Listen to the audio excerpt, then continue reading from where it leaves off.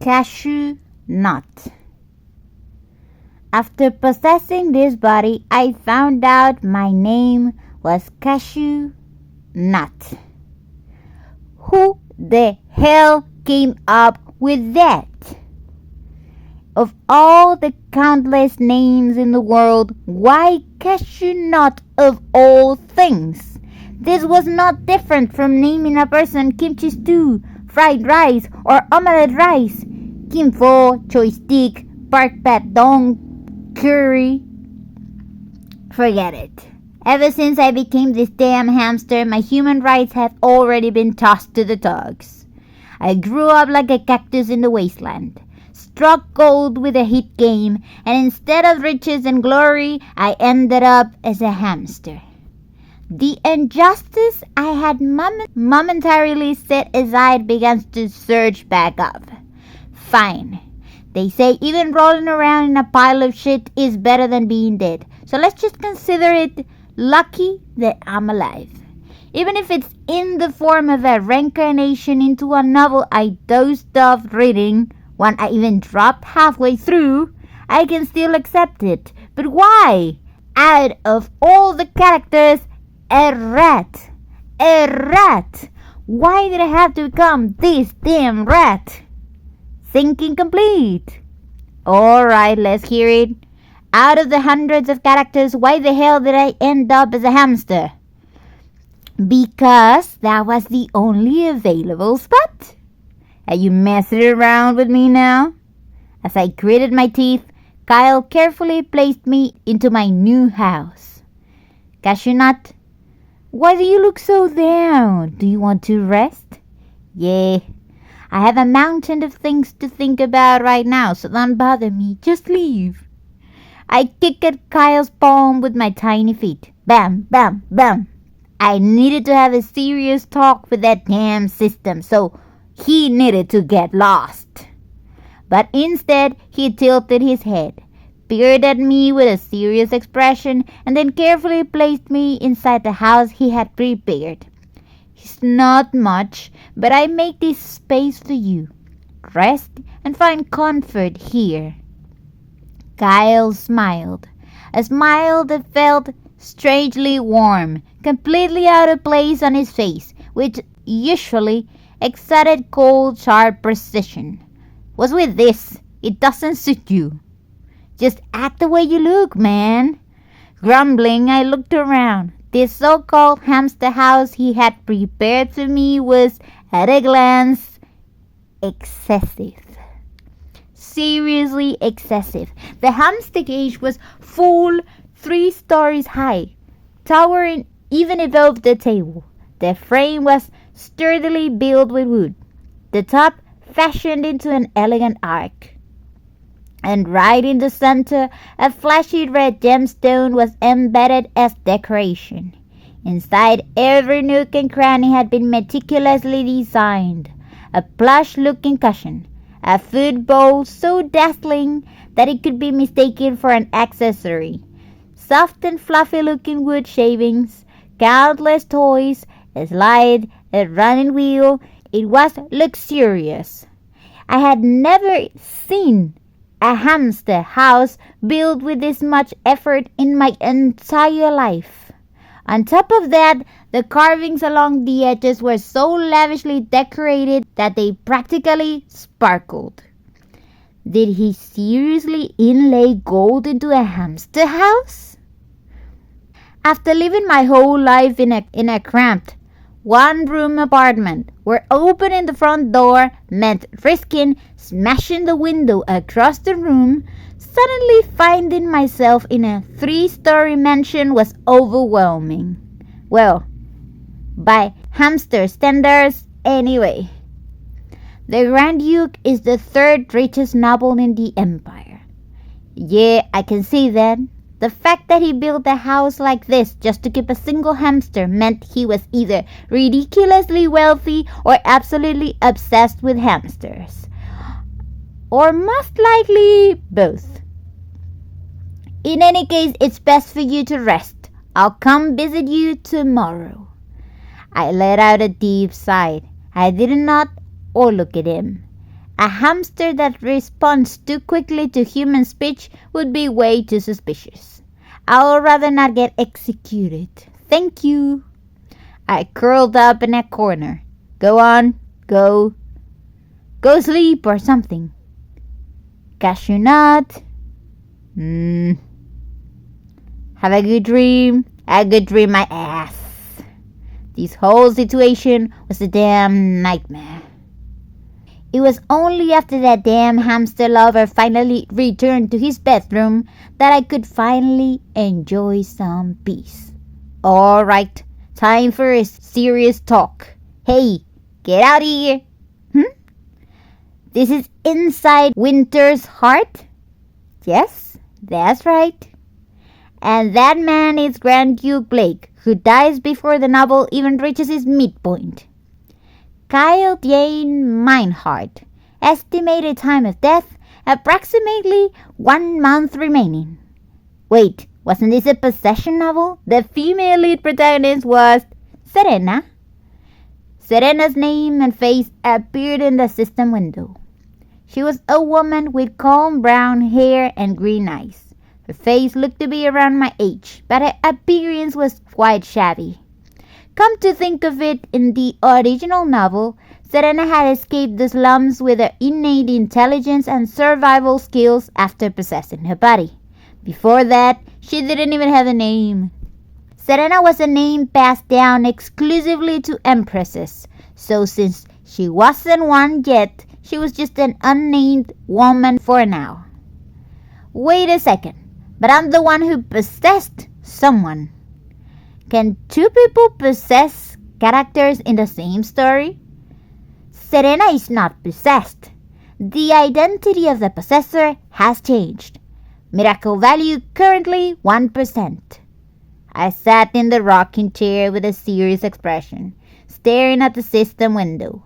Of course, my short legs couldn't be crossed, so I just dropped my tiny hands under my chin instead. I've been wondering about this for a while now. What the hell is this miracle value? You are destined to die.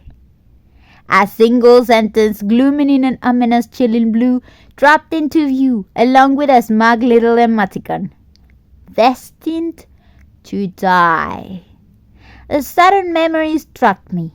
The pale glow of the headlights that engulfed me at the last moment. The screeching friction of tires scraping against the ground, my body lifting into the air. But before you completely died, I intervened. As I sat there in a daze, the system eagerly continued its explanation. Your original body is currently in a coma. If you don't change your soul's fate, you won't be able to escape your impending death. I have collected information from your brain and searched for the optimal conditions for survival. If you set a goal, I will generate tailored quests for you. So, in other words, try raising your miracle value. I'll save you from death. The system was saying it could save me. But why? What are you, a god? I can at least perform miracles. All right, let's set the record straight. The miracle value is something I have to grind for, while the system reaps all the rewards. That's like having the hamster do all the work while the system makes all the money. Do you even have a conscience? Now you're telling me I have to earn miracles? What am I, Moses? You want me to part the sea for you too? I need to reclaim my settlement money, my bright and promising future, my entire life and human rights. There was no way in hell I was gonna live and die as a hamster. I clenched my tiny fists. Since I was already stuck in this hamster body, there was no other choice. Would you like to set a goal? Miracles and goals. So basically, the system wanted me to change the fate of this world in Winter's heart, gather that power, and then change my own fate. Since I possessed a hamster instead of Serena, my miracle value had increased. If I kept triggering events that weren't supposed to happen, wouldn't it rise even more? But then there was a problem. I was a dropped midway reader of this novel. I had slammed the book shut the moment the one character I sympathized with the most died, which meant I had no idea how this story ended. I didn't know who lived or died, so how was I supposed to change their fates? Wait, Kyle!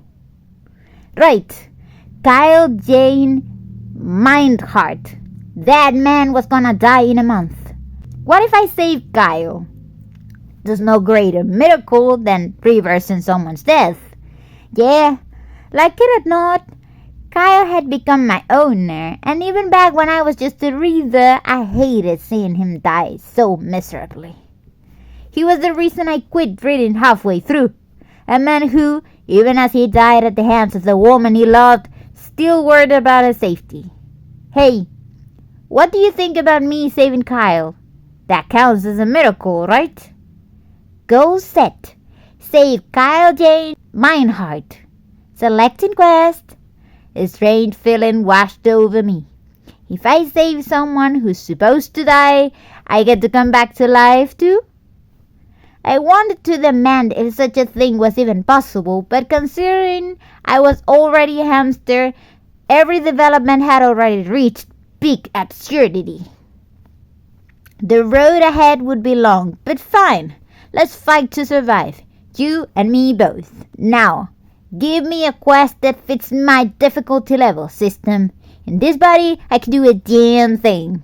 At best, I'll slightly improve the Northern Grand Duke's quality of life, and even then, I'll be lucky to last 5 years before my joints gave out and I couldn't even run on a wheel. After a few minutes of silence, the system finally issued my first quest. Become a more human-like hamster. As I waved my tiny hand in the air, the next set of instructions appeared. Be a warm and affectionate companion hamster, a good friend to humans. Reward, small miracle, an opportunity to regain humanity. Why the hell is becoming a human-like hamster considered a miracle? Was the last hamster a complete little shit? Are you serious? This is turning into a damn soap opera. A passage appeared before me, neatly transcribed. It was clearly from the original novel.